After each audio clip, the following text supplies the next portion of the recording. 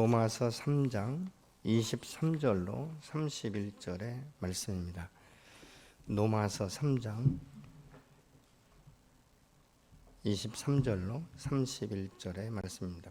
신약성경 243쪽 로마서 3장 23절로 31절의 말씀을 다 같이 봉독하시겠습니다. 모든 사람이 죄를 범하였음에 하나님의 영광에 이르지 못하더니 그리스도 예수 안에 있는 속량으로 말미암아 하나님의 은혜로 값없이 의롭다 하심을 얻은 자 되었느니라. 이 예수를 하나님이 그의 피로써 믿음으로 말미암아 화목제물로 세우셨으니 전에 지은 죄를 간구하심으로 자기의 의로우심을 나타내려 하심이니 곧 이때에 자기의 의로우심을 나타내사 자기도 의로우시며 또한 예수 믿는 자를 의롭다 하려 하심이라. 그런즉 자랑할 데가 어디 있느냐? 있을 수가 없느니라. 무슨 법으로냐? 행위로냐? 아니라 오직 믿음의 법으로니라. 그러므로 사람이 의롭다 하심을 얻는 것은 율법의 행위에 있지 않고 믿음으로 되는 줄 우리가 인정하노니 하나님은 다만 유대인의 하나님이시냐? 또한 이방인의 하나님은 아니시냐? 진실로 이방인의 하나님도 되시느니라. 할례자도 믿음으로 말미암아 또한 무할례자도 믿음으로 말미암아 의롭다 하실 하나님은 한 분이시니라. 그런즉 우리가 믿음으로 말미암아 율법을 파기하느냐? 그럴 수 없느니라. 도리어 율법을 굳게 세우느니라. 아멘.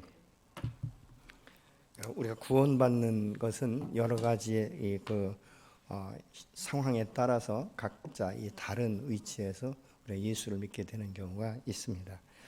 이 톨스토이의 이 참회록을 보면 그는 굉장히 귀족 출신이었고 지식이라든가 이 모든 것에 부족함이 없는 사람인데 어느 하루는 자기가 누워서 이 하늘을 바라보는데 깜깜한 하늘에 마치 애줄 위에 자기가 누워있는 것 같은 이 그림을 보면서 굉장히 마음이 두려웠다라고 말합니다. 그것이 계기가 되어서 그가 예수 믿고 구원을 받았다라고 말하고 있습니다. 오늘 본문에 보면 이 로마서 1장부터 전체적으로 보면 우리가 하나님의 이 영광을 나타낼 수 없고 하나님의 의를 드러낼 수 없는 것은 우리가 죄인이기 때문에 그렇다라고 말하고 있죠. 너희가 어떤 위치에 있느냐, 너희가 뭐 선민이냐 아니면 뭐 헬라인이냐 이것에 상관없이 모두가 우리는 믿음으로 말미암아 구원을 받을 수 있다라고 말씀하면서 믿음으로 구원받은 자들에게 하나님께서 의롭다 칭함한다고 말을 합니다. 그런데 우리는 이 세상 가운데 살다 보니까 자기에게 무엇인가 자랑할 것이 있고 유익한 것이 있으면 마치 그것을 자랑하고 싶어서 아주 견딜 수 없는 이런 그 심령들이 일어나는 것을 보죠. 그래서 이 복음이라는 것은 단순하게 내가 죄인이었던 것과 내가 예수 믿고 거듭나서 하나님의 이 자녀가 되었다는 이 확신을 증거하면 되는데 자기의 이력을 드러내는 사람들이 종종 있는 것들을 우리가 보게 되죠. 그래서 간증을 할 때도 보면 정말 사도 바울은 나는 없고 오직 나를 위해 십자가에 죽으신 예수 그리스도 그분만을 나는 증거하기를 원한다라고 말하고 자기가 가지고 있었던 모든 것들을 자기는 배설물로 다 버렸다 이렇게 간증을 하고 있습니다.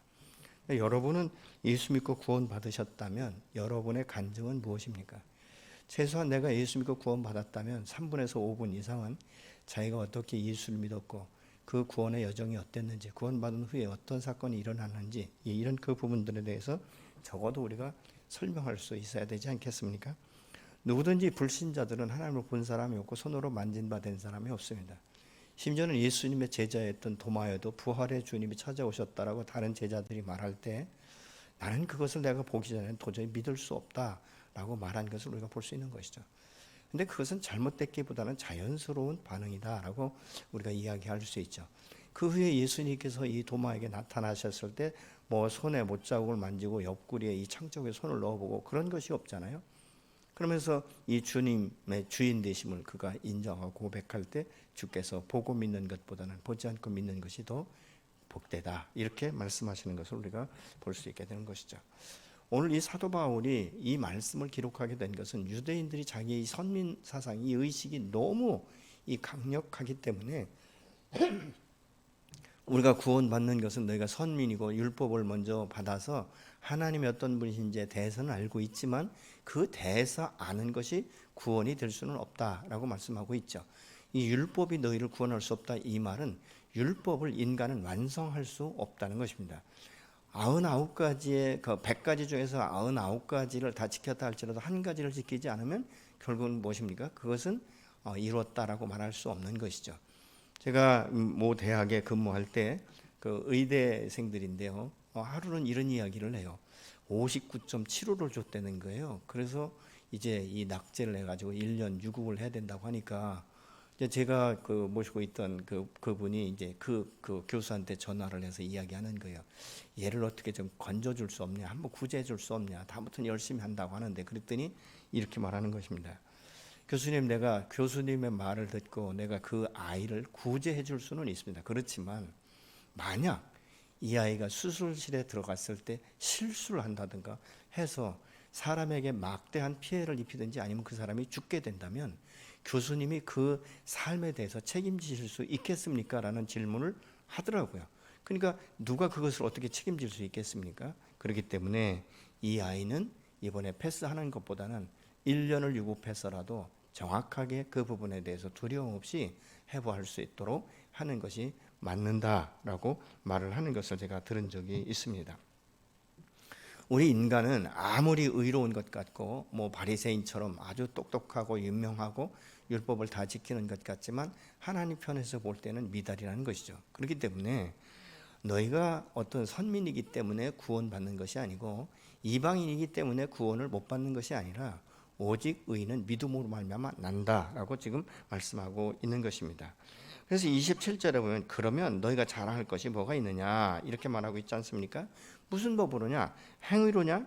아니다. 오직 믿음의 법으로 우리가 거듭날 수 있다. 이렇게 전제하면서 말씀을 하고 있는 것이죠. 여러분, 우리가 잘못 착각하면 왜 이런 일들이 아닌가? 이 유대인들은 선민이기 때문에 자기들은 의인인 줄 안다는 것이죠. 예수 그리스도의 그 십자가의 보혈이 없어도 자기들은 선민이기 때문에 하나님께서 자기들의 영혼을 책임지실 것이다. 이런 잘못된 사고방식을 가지고 있기 때문에 지금 사도 바울이 이 부분에 대해서 말하고 있는 것이죠. 그러면 어떻게 우리가 참된 의를 이룰 수 있겠는가? 21절에 보니까 이제는 율법 외에 하나님의 한 의가 나타나셨으니 율법과 선지자들에게 증거를 받은 것이다. 이렇게 말하고 있습니다. 근데 여기에서 보면 우리가 이 개정에는 그것이 없지만 이 세번역이나 이 원어상에 보면 이제는 그 앞에 그러나라는 이 접속사가 붙어 있는 것이죠. 인간적으로는 율법을 완성할 수 없고 의롭게 될 수 없지만 그러나 하나님께서 한 의를 이 땅 가운데 나타나셨다. 그것이 뭐냐? 바로 예수 그리스도다라고 말씀하고 있는 것입니다. 티도 없고 흠도 없는 이 하나님의 의가 나타나는데 여기서 나타났다 이 말은 계시한다, 보여준다, 나타난다는 의미예요. 이게 어떤 의미냐면 칠흑같이 어두운 밤에 불빛 하나가 있으면 이 모든 그 주변을 밝히는 것과 같다는 것이죠. 여러분 혹시 저쪽 정동진이나 이런 곳에 가서 이 태양이 솟아오르는 그 일출을 보신 분 계십니까? 저는 시내산에서 그 일출을 봤는데 홍해에서 떠오르는 일출을 보니까 이 반대편에서 아주 빨간 이렇게 어떤 불 같은 이런 것들이 올라오는데 잠시 후에 갑자기 보니까 이 해가 벌써 쭉 이렇게 올라온 것을 보았습니다.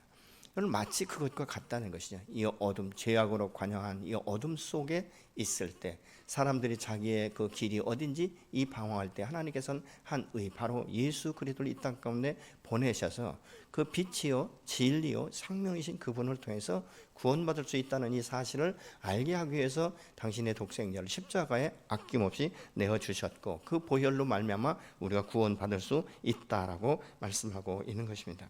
하나님이 말씀하시는 의는 그렇기 때문에 인간의 노력으로는 도저히 할 수 없는 것은 23절에 모든 사람이 죄를 범하였기 때문이다라고 말하고 있는 것이죠. 여러분 이 죄인 가운데서 나오는 어떤 선은 한계가 있는 것을 우리가 볼 수 있지 않습니까? 여기서 이 죄를 범했기 때문에 이 죄를 범했다는 말은 어떤 뜻이냐면 마치 스냅 사진을 찍는 것과 같이 이제 이 땅에 태어난 이 사람은 과거, 현재, 미래 모든 사람들까지도 다 죄성을 가지고 태어난다는 것을 알고 있는 것이죠. 그렇기 때문에 누구도 이 죄에서 자유할 수는 없다라고 지금 전제를 하고 있는 것입니다. 이 말은 무슨 말이냐면 거룩하신 이 하나님의 영광 가운데 이 죄성을 가진 인간은 이룰 수 없다라고 말씀하고 있습니다. 여기에서 이르지 못하더니 이 말의 뜻은 너무 늦게 온다, 미치지 못한다, 죄된다 이런 의미를 가지고 있어요. 인간이 죄를 범했기 때문에 하나님의 영광에 미칠 수 없기 때문에 하늘에서 한 의를 이 땅 가운데 내보내셨다라고 말씀하고 있죠. 그래서 참된 의는 우리 안에서가 아니라 하나님으로부터 오는 것이다라고 지금 말씀하고 있습니다. 24절에 보니까 그리스도 예수 안에 있는 성령으로 말미암아 하나님의 은혜로 값없이 의롭다 하심을 얻은 자 되었느니라. 여기서 값없이라는 말은 은혜의 선물, 이유 없이라는 이 의미가 있습니다.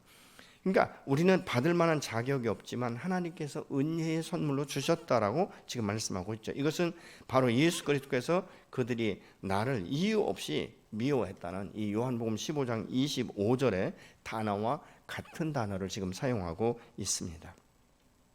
그렇기 때문에 여기서 이 값없이라는 말은 그리고 아주 전적으로 이 부당하게 이유 없이 주어지거나 행해진 것을 지금 의미하고 있습니다. 그러나 내게 값없이 주어지기까지는 바로 예수 그리스도께서 이 땅 가운데 행하신 일이 두 가지가 있는데 그 첫 번째가 뭐냐면 속량이라는 것입니다. 이 단어는 예수님 당시에 성경을 모르는 사람들도 다 아는 단어였어요. 예를 들면 이런 것입니다. 이제 이 로마에서 이제 들어가서 이 점령 지역에서 사람들을 잡아오면 이제 갖다 파는 거예요. 이게 팔면 돈 주고 사가기 때문에 이제 그때부터 이제 노예가 되는 것이죠. 노예라는 것은 자유가 없어요. 새벽부터 아침에 일찍 일어나고 해질녘에 그리고 주인이 일이 끝났다라고 말할 때까지 일을 하는 것이에요. 그러면서 품삯도 제대로 받을 수 없는 이 지경의 사람들을 우리 노예다라고 말하고 있는 것이죠. 그런데 어느 날 한 사람이 갑자기 나타나서 이 주인과 이 노예에 대해서 이제 값을 얼마인가 묻습니다. 근데 그 값이 뭐 천정부지로 올랐다 할지라도 그 사람이 그 값을 다 지불하고 나서 노예에게 이 노예 문서를 가져와서 노예가 보는 앞에서 노예 문서를 불태우고 나서 이렇게 말합니다. 이제 당신은 자유합니다 라고 선포하는 것. 이것이 바로 속량이죠. 우리가 인간은 죄를 범하였기 때문에 누구도 다른 사람의 죄를 대속할 수 없고 자신의 죄도 해결할 수 없는 이런 인생이지만 하나님께서 흠도 없고 점도 없는 예수 그리스도 독생자를 이 땅 가운데 보내셔서 우리의 죄값을 대신 지불하기 위해서 십자가에 죽으시고 피 흘렸고 그것이 바로 속량이다라고 말씀하고 있죠. 그래서 베드로전서 2장 24절에 보면 친히 나무에 달려 그 몸으로 우리의 죄를 담당하셨으니 이는 우리로 죄에 대하여는 죽고 의에 대하여는 살게 하려 하심이라. 그가 채찍에 맞음으로 너희는 나음을 얻었나니 이렇게 말씀하고 있습니다. 우리를 그 죄에서 자유케 하실 때 말씀이나 생각이나 돈으로 산 것이 아니고 그것을 이룬 것이 아니라 당신이 직접 십자가에 달려 죽으셨다라고 지금 말씀하고 있죠.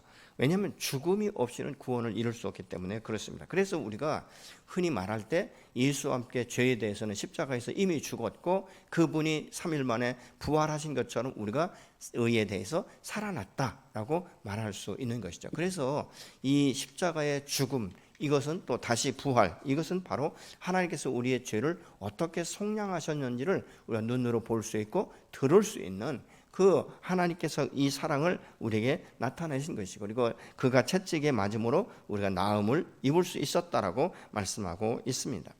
여러분 두 번째는 그 하신 일이 뭐냐 화목제물로 드리셨다는 것입니다. 25절에 이 예수를 하나님이 그의 피로써 믿음으로 말미암는 화목제물로 세우셨으니 이는 하나님께서 길이 참으시는 중에 지은 죄를 간구하심으로 자기의 의로우심을 나타내려 하십니다 라고 말씀하고 있습니다. 여러분 이 유대인의 명절 가운데 하나의 이 중요한 명절 중에 하나가 뭐냐면 속죄일입니다. 이 속죄일에는 이 대제사장이 두 마리의 순염소를 취해서 하나는 그 머리에 안수를 해서 그 죄를 그 염소에게 전가시켜서 이제 광야로 내보냅니다. 한 마리는 그 자리에서 목을 쳐서 그 피를 받아가지고 이 대제사장이 지성소 안에 들어가서 이 법궤 위에 있는 그곳에 속죄소 위에 그 피를 뿌리고 나오는 것을 의미하고 있는 것이죠. 인간의 이 방법으로 될 수 없기 때문에 이 구약 시대 때는 사람이 사람의 방법으로 하나님께서 주신 율법에 따라서 그렇게 이 화목제물을 드렸어요. 그렇지만 이 예수님이 십자가에 죽으신 것은 하나님께서 친히 이 속죄물을 이 땅 가운데 보내셔서 인간이 아니라 이 하나님께서 직접 죄 없고 흠 없는 예수 그리스도를 그 화목제물로 들으셨기 때문에 그래서 단번에 이 모든 것들이 이루어진 것이죠. 그래서 하나님께서 우리와 함께 이 동행할 수 있는, 하나님과 교제할 수 있는 이 길을 열어주신 줄로 믿습니다. 이것이 바로 하나님의 은혜라는 것이죠. 그렇기 때문에 우리가 이 죄사함 받고 의인이 된 것에 대해서 누구도 자랑할 수 없다. 그것은 스스로 이룬 것이 아니기 때문이다라고 지금 말씀하고 있는 것입니다. 여러분, 예수님의 이 피를 통해서 지금까지 지은 죄에 대해서는 다시 기억지 않는다. 주님 앞에 우리가 죄를 토설하면 정말 깊은 바다, 이 수면이 깊은 바다에 묻어두는 것처럼 등 뒤로 던지시며 다시는 기억지 아니하신다라고 말씀하고 있지 않습니까? 마틴 로이드 존슨은 이렇게 말합니다. 믿음이 있는 사람은 더 이상 자신을 바라보거나 자신에게 기대를 거는 사람이 아니다.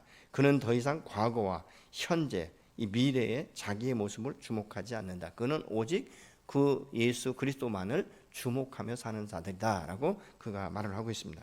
여러분, 이 구원받은 사람은 그렇기 때문에 자신을 자꾸 돌아보고 세상 안에 이 얽매일 필요가 없는 것이에요. 여러분, 이 세상은 굉장히 혼탁하기 때문에 생각만 해도 염려가 되고 근심이 되고 이 걱정이 되는 이런 일들이 사실 우리의 일상 가운데 비일비재하게 일어나고 있지 않습니까? 여러분, 이 세상을 바라볼 때 선한 것이 어떻게 보면 하나도 없다, 우리가 그렇게 말할 수 있잖아요. 심지어는 이 음식, 여기에도 보면 정직하지 못한 일들이 얼마나 일어납니까? 며칠 전에 보니까 이 뉴스에 이 중국에서 이 김치 공장에서 만드는 것을 보니까 이거는 그것을 보면 사람이 먹을 수 없는 이 음식을 만들어서 파는 이 어처구니 없는 일들이지 않습니까? 어떻게 이 구덩이를 파고 그곳에 이제 장화 신고 말이죠, 사람이 그곳에 가서 배추를 절구고 그것을 이거 뭐 인간적으로 도저히 이해할 수 없는 이런 일들이 지금 일어난다는 거죠. 심지어는 먹는 것까지도 선한 일이 없는 것을 우리가 보게 되지 않습니까? 뭐 정치나 경제나 이런 그 모든 모습들을 볼 때 여러분 참 어떻게 보면 힘이 없지 않습니까? 요즘에 나오는 그 LH 이 사건 같은 것을 봐도 어떻게 저렇게 할 수 있는가 우리가 생각할 수 있지만, 죄성을 가진 인간들은 얼마든지 할 수 있다는 것이죠. 왜? 나의 유익한 것이기 때문에. 심지어는 어떻게 그런 말도 나오더라고요. 뭐 잘려도 괜찮다. 왜냐하면 그 땅에서 올라오는 수익이 내 평생 직장 생활하는 것보다 많기 때문에. 여러분, 이건 참 어떻게 보면 어처구니 없는 이야기죠. 자기의 이 잘못된 것에 대해서 잘못을 시인하고 인정하고 잘못됐다라고 말해야 되는데 오히려 그렇게 말하는 이런 사람들이 있다는 것을 우리가 볼 때 참 세상이 얼마나 이것이 지금 패역한 세상인가, 이런 것들을 우리가 보게 되는 것이죠. 여러분, 이 예수님의 이 십자가 사건은 그렇기 때문에 단번에 하나님의 사랑과 공의를 모두 충족시켰다가 우리가 말할 수 있습니다. 하나님은 죄를 미워하시지만 죄인은 사랑하시기 때문에 당신의 형상으로 지음받은 우리를 화목하게 하기 위해서 당신의 독생자를 이 땅 가운데 주신 것입니다. 여러분, 믿음으로 우리가 회개하고 돌아온 우리는 당신의 자녀라고 말씀하시면서 의롭다 칭하시지 않습니까? 그렇기 때문에 하늘의 비밀들도 때로는 말씀하시는 것을 우리가 볼 수 있게 되는 것이죠. 빌립보서 3장 5절로 11절에 보면 자신이 구원받기 전에는 이 사도 바울이 자신이 얼마나 유력한 자인지를 알고 있어요. 그래서 자기 자신에 대해서 굉장한 확신과 함께 얼마나 많은 이 꿈과 이 기대감을 가지고 있었는지 모릅니다.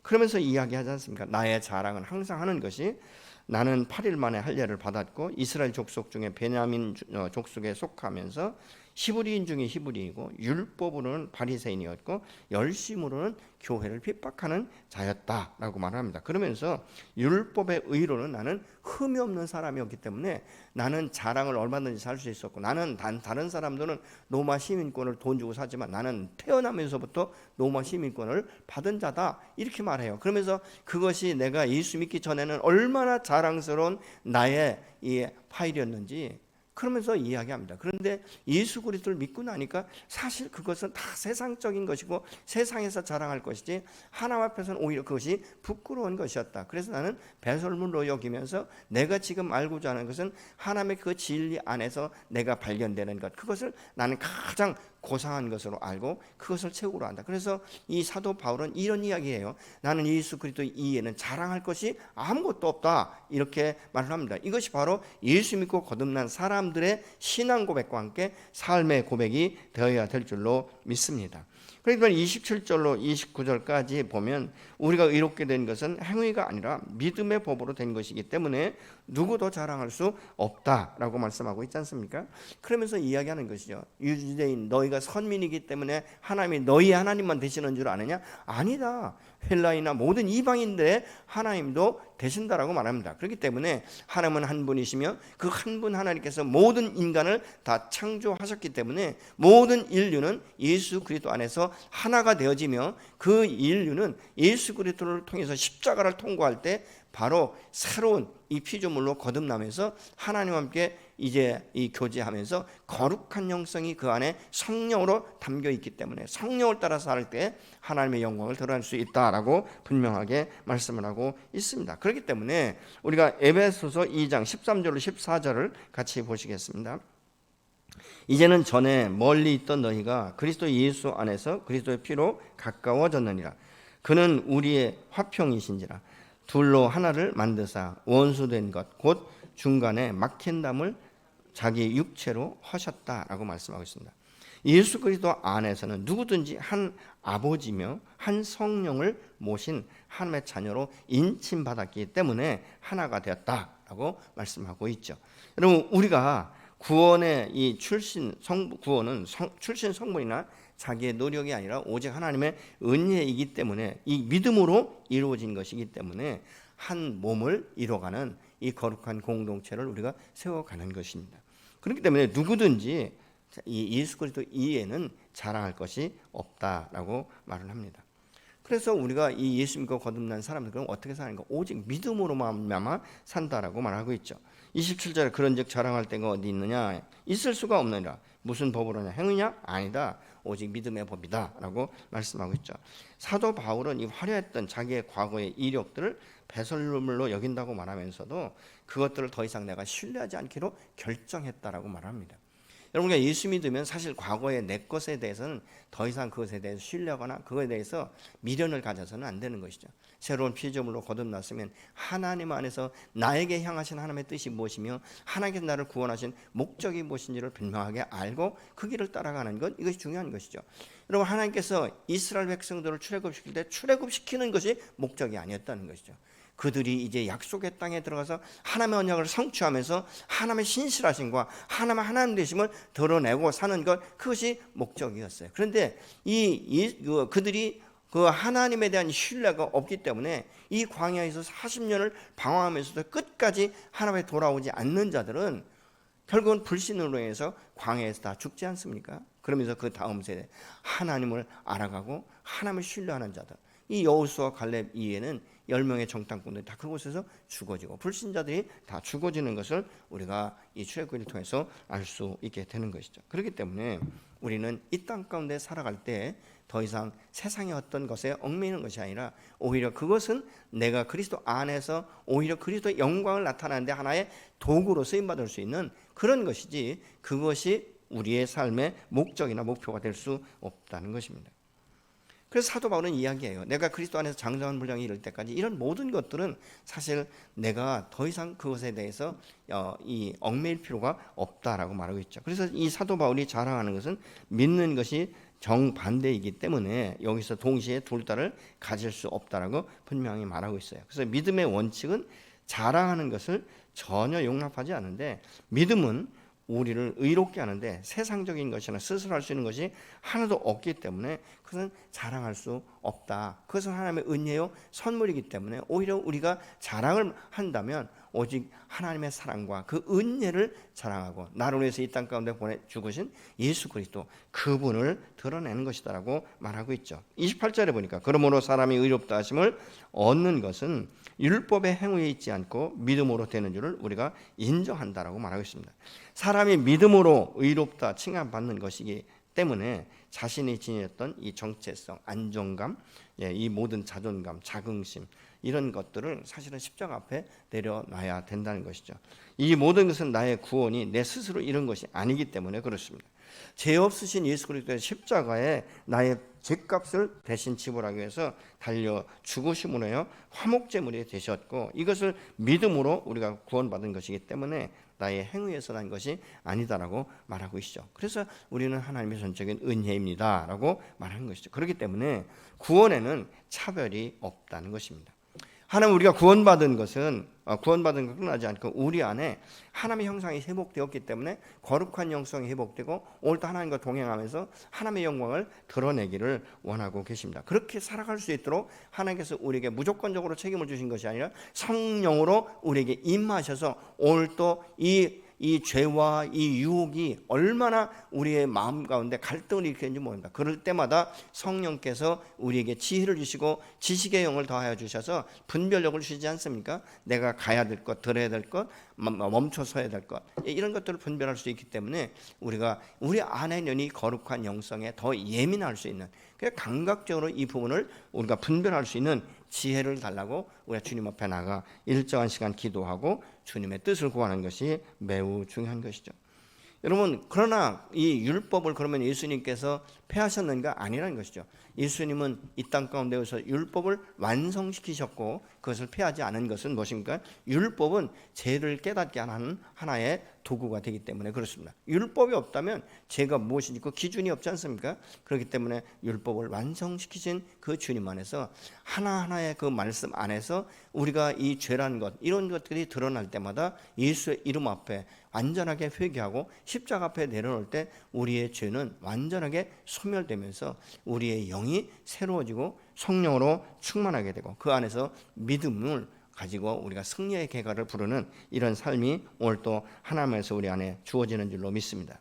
마태복음 22장 36절 40절을 보시면 선생님, 율법 중에 어느 계명이 크니까? 예수께서 이르시되 내 마음을 다하고 뜻을 다하여 주 너희 하나님을 사랑하라 하셨으니 이것이 크고 첫째 되는 계명이요 둘째도 이와 같으니 내 이웃을 내 자신같이 사랑하라 하셨으니 이 두 계명은 온 율법과 선지자의 강령이다라고 말씀하고 있죠. 이것이 율법의 핵심이면서 궁극적인 목표가 되는 것이죠. 이것을 위해서 하나님의 독생자를 우리에게 보내셨고 십자가에 죽으셔서 하나님이 나를 얼마나 사랑하신지를 드러내지 않습니까? 그래서 우리가 그 사랑을 못 잊어서 주님 앞에 나가서 때로는 고백하는 것이죠. 하나님, 내가 무엇이건데 나를 이처럼 사랑하셔서 죄 없고 흠 없는 예수 그리스도를 가차없이 아낌없이 십자가에 내어주셨습니까? 여러분, 그때 하나님께서 말씀하시는 것이죠.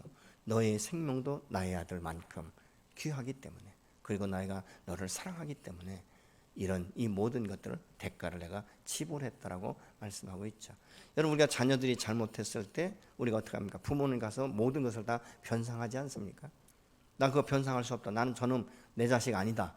그래서 이런 변상 안에서 자식을 어떻게 그 교도소에 보내는 부모들은 거의 없을 거예요. 왜 그렇습니까? 사랑하기 때문에 어떤 대가를 치르더라도. 요즘에는 뭐 젊은이들이 이 부모들 세대가 그래도 과거 세대보다 훨씬 낫기 때문에 웬만하면 자기가 하고 싶은 일을 다 합니다. 그런데 이 과거의 세대는요, 뭐 거의 뭐 부모들도 배운 것이 없고 물질도 없고, 왜냐하면 뭐 일제하에 뭐 30여 년 동안 일제하에 있었고 또 6.25라든가 이런 모든 것 때문에 사실은 먹고 사는 문제가 얼마나 심각했는지 모릅니다. 그런데 허리를 동요하면서 이 부모들이 때로는 식음을 전폐하면서 자식들의 자식들만큼은 자기들처럼 그 고난의 이 역경의 시간들을 보내지 않기 위해서 희생하고 헌신하지 않습니까? 그래서 이 부모들이 자식들이 잘못됐을 때 그렇게 말하는 것이죠. 내가 너를 어떻게 키웠는데, 내가 어떻게 너를 여기까지 이렇게 성장시켰는데, 이런 이 부모님들의 한탄과 한숨을 우리가 들을 수 있는 것이죠. 그래서 거의 지금 아마 50대 이상들은 그것이 무슨 말인지 그 뜻을 이해하실 수 있을 거예요. 우리의 부모들이 먹을 것 못 먹고 쓸 것 못 쓰고 자기들은 남루한 옷을 입으면서도 자녀들만큼은 그래도 세상 가운데서 뒤지지 않게 하기 위해서 최선을 다해서 좋은 옷 입히고, 도시락을 싸줘도 그래도 먹을 만한 걸 싸주기 위해서 그렇게 몸부림쳤던 이런 시대의 부모들의 그 상들을 우리가 바라볼 수 있지 않습니까? 하물며 육신을 가지고 있는 인간도 자기의 자식으로 해서 그렇게 희생했다면 여러분, 우리를 창조하신 하나님께서 우리를 얼마나 사랑하셨으면 당신의 독생자 예수 그리스도를 아낌없이 내어주시고 죄도 없으신데 우리의 죄를 대신 속량하고 화목제물로 삼으셨는지 우리 생각해 본다면 하나님의 그 사랑에 한이 없는 거예요. 그래서 늘 울어도 그 사랑을 갚을 길이 없어서 우리가 눈물로 하나님 앞에 감사를 고백하고 있지 않습니까? 우리가 죄 사함 받은 것은 여러분 천국 가는 것이 목적이 아니에요. 여러분 예수 믿고 천국 가는 것, 그것이 목적이라면 사실 여러분 예수님께서 이 땅 가운데 그렇게 희생하실 필요가 뭐가 있겠는가? 우리가 생각해 볼 수 있죠. 그럼 무엇이 목적인가? 이 땅 가운데 하나님의 거룩한 이 모습들, 하나님의 하나님 되심을 드러내기를 원하신 것이죠. 나를 통해서 하나님이 어떤 분이신지. 그래서 때로는 이 부모가 이 자녀들에게 하나님의 형상을 나타내 주는 하나의 통로예요. 우리 하나님은 우리 엄마 같을 거야. 우리 하나님은 우리 아빠 같을 거야. 그래서 여러분 우리가 전도를 하고 우리가 이 치유사역이나 이런 걸 할 때 보면요, 부모로부터 충분한 사랑을 받은 사람들은요 그 안에 애정결핍의 이 공간이 없어요. 다 채워져 있단 말이죠. 그래서 정체성이라든가 자기를 사랑하는 것이 굉장히 확신을 가지고 있습니다. 그러니까 당당한 거예요.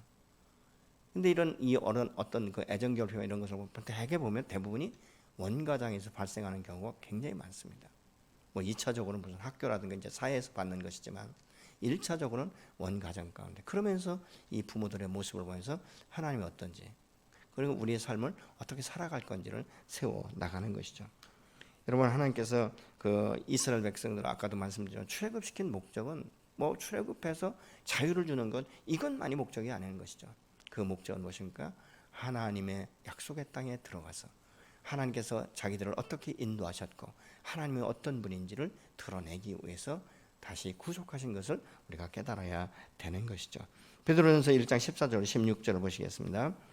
너희가 순종하는 자식처럼 전에 알지 못할 때 따르던 너희의 사욕을 본받지 말고 오직 너희를 부르신 거룩한 이처럼 너희도 모든 행실에 거룩한 자 되라.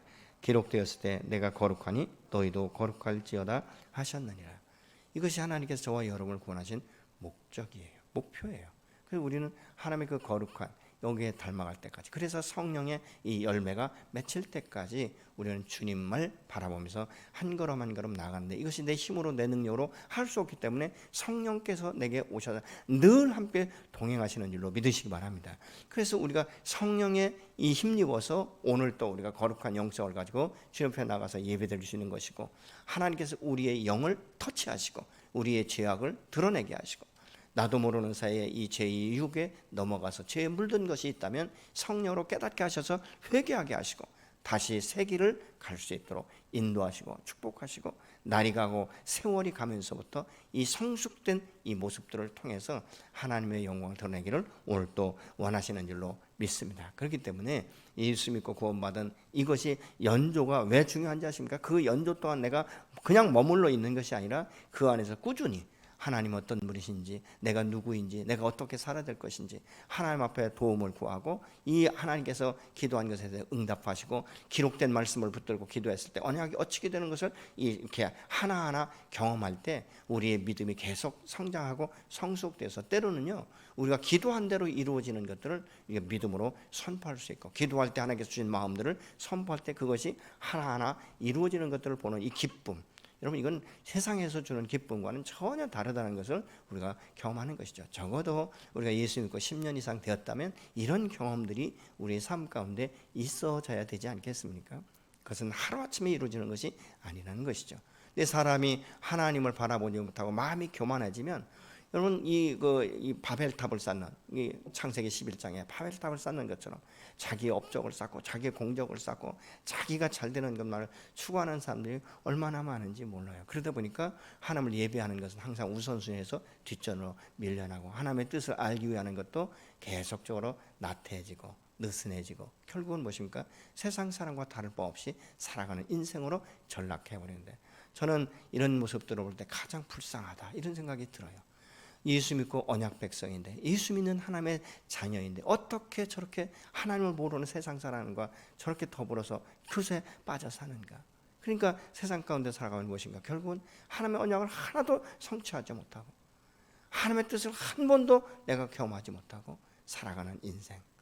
겨우 구원받을 수 있을지는 모르지만 여러분 하나님 나라 갔을 때 상급이 없는 빈손으로 주님 앞에 나갈 수밖에 없는, 그때는 돌아설 수도 없는 것이고 참 부끄러운 구원이다라고 우리가 말할 수 있지 않겠습니까? 저는 여러분들이 이 세상 나그네 길을 살아갈 때 빛이요 진리요 생명이신 예수 그리스도 안에서 나를 위해서 이 속량하시고 이 화목제물로 드려주신 그 하나님의 영광 가운데 세워져서 하나님이 저와 여러분을 이 창조 이전에 모태의 조상하기 전부터 가지셨던 이 계획들을 성취하면서 가는 이 승리의 삶을 사는 하나님의 복인답게 사는 여러분들이 되시기를 예수 이름으로 축복합니다.